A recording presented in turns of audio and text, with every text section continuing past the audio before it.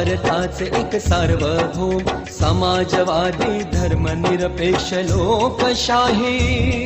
गणराज्य घडवण्याचा त्याच्या सर्व नागरिकास सामाजिक आर्थिक व राजनैतिक ज्ञान विचार अभिव्यक्ती विश्वास श्रद्धा व उपासना यांचे स्वातंत्र्य दर्जाची व संधीची समानता निश्चितपणे प्राप्त करून देण्याचा आणि त्या सर्वांमध्ये व्यक्तीची प्रतिष्ठा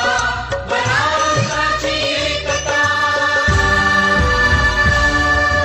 आणि एकात्मता